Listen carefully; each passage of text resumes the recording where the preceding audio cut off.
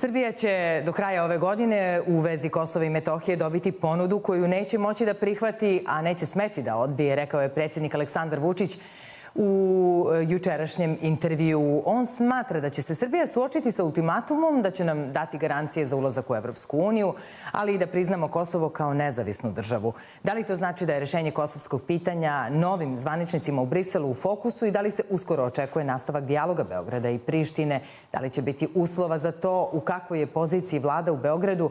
O tome ovoga jutra razgovaram sa Mišelom Zubenicom, izvršnim direktorom Centra za međunarodnu javnu politiku. Dobro jutro, dobrodošli. Dobro jutro, hvala na pozivu. Kad ste čuli predsjednika Srbije juče da je kazao da se radi o nekom takozvanom Ahtisaari plus planu i da ćemo nakon ukidanja taksi, za koje se sada već nekako čini izvesno da će biti ukinute, Srbija biti suočena sa još većim pritiscima da prizna Kosovo. Kako ste to razumeli?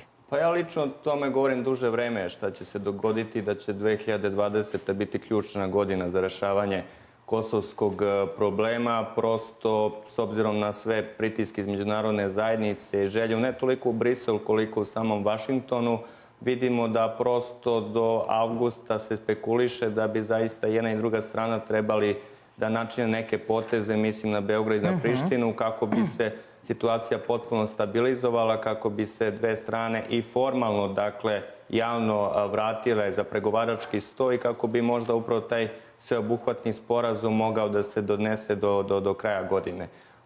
To je prosto trenutno interes Vašingtona i Sjedinjenih Američkih Država, ne zato što oni toliko baš žele da reše srpsko-albanski konflikt i da reše višegodišnje pitanje Kosova, nego prosto zbog političkih interesa same njihove administracije, predsjednika Donalda Trumpa. Njega čeka kampanja za drugi mandat, dakle na predsjedničkim izborima u Sjedinjenim Američkim Državama, i on želi da ostvari što je moguće više uspeha na spoljnom planu.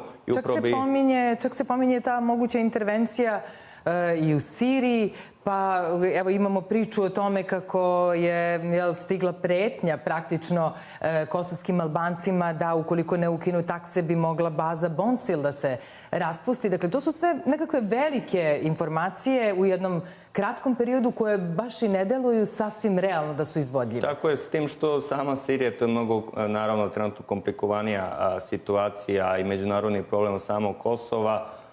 S obzirom na sva ta geopolitička žarišta i geopolitičke probleme, možda je trenutno Kosovo i Metohija najrealnije nekako da se dođe do nekog rešenja, iako se to možda trenutno ne vidi golim okom, iako po medijima se javljaju mnogo razne spekulacije, informacije koje govore da ipak neće doći do nikakvog dogovora. Ipak mislim da uz određeni pritisak Vašingtona vidjeli smo da je moguće da se naprave neki dogovori kao što je bio onaj sporazum o avioletovima između Beograda i Prištine, da je zaista moguće da se do kraja godine neki takav sporazum da dođe. Pitanje upravo o tome što je govorio predsjednik Srbije Aleksandar Vučić, mi ćemo svakako dobiti taj predlog, mi ćemo dobiti taj sporazum. Pitanje je samo da li ćemo mi to moći da prihvatimo i da li ćemo to prihvatiti. Da, predsjednik je kazao da šta god bude na stolu, on pretpostavljamo ima neka očekivanja, ali je rekao da izlazi pred narod i da ne prihvata ultimatume. Dakle, da Srbija nije radila ovoliko na spoljnoj politici i pozicioniranju da bi prihvatila bilo kakav ultimatum. Pa to je zaista vrlo važno zato što se tiče svih takvih pitanja, a pitanje Kosova i Metohije je zaista suštinsko pitanje za samu državu Srbiju i naravno za sve građane Srbije, da je vrlo važno da se čuje i glas građana, glas naroda, šta oni žele, šta oni smatraju, kakvi su njihovi možda neki predlozi, ideje kako da se rešava to pitanje, i zaista će pred samim državnim rukovodstvom Srbije pa i pred samim predsjednikom doći veoma, ajde kažem, težak jedan period velikih pritisaka, period velikih i teških odluka, i zaista će biti potrebno, ja se nadam, neki konsenzus da se napravi na samoj političkoj sceni Srbije, u samom društvu, jer ukoliko ne donesemo neki konsenzus, bar što se tiče nekih naših minimalnih interesa, bojim se da ćemo kao zemlja u tom smislu još dugo biti bez rešenja određenih političkih problema, a bez rešavanja pitanja Kosova mislim da sama Srbija ne može snažnije da krene napred ka evropskim integracijama, da se jače ekonomski uzdiže, jer ako ne rešimo to političko pitanje, mislim da i druge stvari će biti vrlo teško rešavati na narednom periodu. Da recimo zaista može, dakle, tako flagrantno da se postavi situacija garancije za ulazak u Evropsku uniju, vi priznajete nezavisnost. Da li mislite da će Srbija to dobiti? Ne, nije to toliko samo prosto pitanje. Dakle, niko ne može vama da garantuje da ćete zaista ući u Evropsku uniju bez obzira šta da napravite. Dakle, Evropska unija je jedan komplikovani sistem gde postoji 28 država, eto sa izlaskom Velike Britanije, tako da u tom smislu mi imamo mnogo poglavlja koje nisu vezana za samo pitanje Kosova, dakle tu su druga poglavlja i što se tiče vladavine prava i što se tiče mnogih drugih stvari, tako da Kosovo je samo jedan od stvari koje mi moramo da rešimo na tom putu ka Evropskoj uniji, ali ja uopšte ne volim toliko da povezujem samo pitanje ulaska Srbije u Evropsku uniju sa pitanjem rešavanja Kosova i Metohije. Pitanje šta će biti sa samom Evropskom unijom mi svakako teško da ćemo ući do 2025. ali mislim da pitanje Kosova i Metohije moramo rešavati bez obzira na pitanje same Evropske unije. Dakle, mnoge su benefiti ukoliko dođe do nekog sporazuma koje Srbija može da dobije. U pitanju su i velike investicije koje se najavljaju iz Sjedinjenih Američkih Država. U pitanju jedan mir i stabilnost koje bi uveli u dogledno, ajde kažem, većem periodu, tako da budemo zaista zemlja kao prepoznata lider Zapadnog Balkana, a zaista to ne možemo ništa da ne postignemo ako nemamo rešene granice, ako nemamo rešen status naše južne pokrajine i prosto ako živimo u svakodnevnoj jednoj tenziji šta će biti sa našim građanima koji upravo žive na tom prostoru. A sad treba možda objasniti, dakle, ako je Grenell uradio jedan deo posla za koji se smatra da je bio uspešan, makar iz ugla Trumpove administracije, postigao neku vrstu dobre komunikacije sa Prištinom, postigao dobru komunikaciju u Beogradu. Dakle, ovde smo razumeli šta on hoće. On ostaje na mestu tog čoveka koji će biti izaslanik za Kosovo i Metohiju. I ako imamo sada i tu koaliciju, odnosno ljude oko Aljbina Kurtija koji se zalažu za ukidanje taksi, takse se ukinu i šta Priština može da traži? Pa pre svega što se tiče Grenella, pitanju je jedan ljudi od najvišeg poverenja Donalda Trumpa. On je upravo pre nekoliko dana postao i koordinator svih američkih službi bezbednosti. Pitanje je vrlo sposoban čovek, operativac i videli smo na samom pitanju Kosova kako on to rešava. Dakle, odmah otvoreno, direktno, bez nekog uvijanja. A što se tiče samih taksi, mislim da će Kurti morati da povuče, on je sam i to i rekao i u toku izborne kampanje kada je pobedio i kada je formirao vladu da je Priština spremna da ukine te takse, ali će tražiti nešto za uzvrat da Beograd učini. Da, ali oni se ponašaju kao da je to neka početna njihova pozicija, kao da te takse nisu potpuno nelegalno i protivpravno uvedene. Pa, nažalost, mogu tako da se ponašaju jer nisu oni sami doneli te takse, oni su imali podršku zaista vrlo moćnih zapadnih centara moći. Pre svega mislim ne toliko na Sjedinjene Američke Države koji su se protivile odmah na početku tim taksama.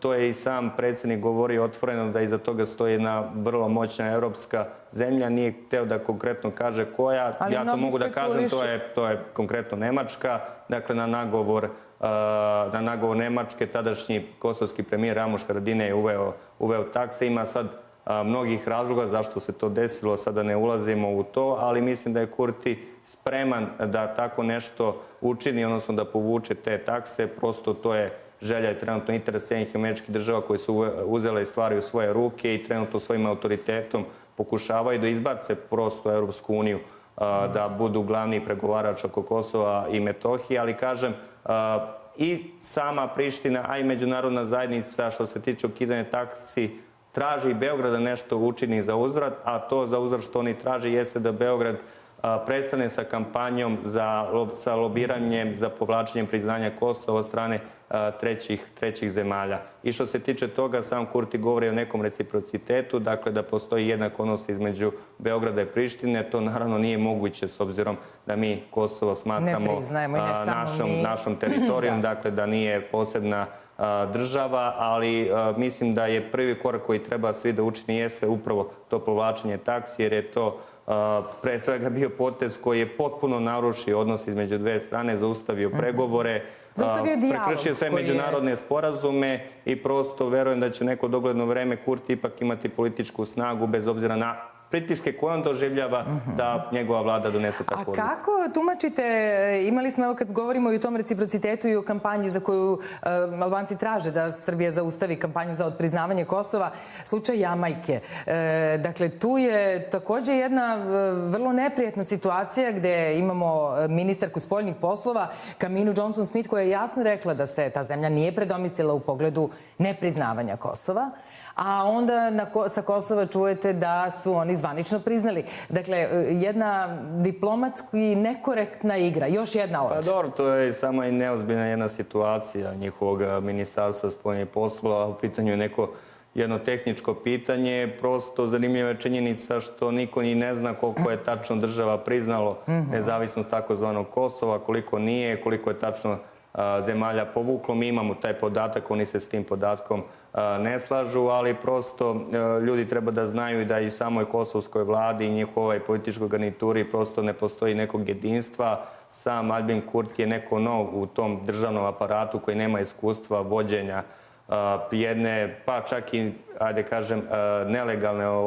države, bez obzira što je ta zemlja nije priznata ni od strane Beograda, opet ima neku svoju administraciju i tako dalje. Vidi se da još uvek se Albin Kurti kao premijer dovoljno ne snalaze i vidimo i što se tiče ovakvih situacija kao što je pitanje taksi, kao što je pitanje spoljne politike Prištine, da tu dolazi do podela između već sad vladajuće garniture, dakle i sa Mustafe Albina Kurtija i sa treće strane Hašima Tačija kao predsjednika i pitanje ono što može zaista da ugrozi sve ove planove Sjedinjenih Američkih Država, pa i ono što se očekuje od Beograda, upravo jeste ta politička nestabilnost u samoj Prištini, na samom Kosovu, jer nije uopšte ni isključeno da možda tamo i budu vanredni izbori ukoliko njihova vlada ne bude funkcionisala. Vidjet ćemo i za to se verovatno neće pitati samo oni, ali evo, pošto smo na samom kraju, ne smijem da ne pomenem, važna je priča, dakle, za Grenela znamo njegovu reputaciju, imamo neke skorije rezultate.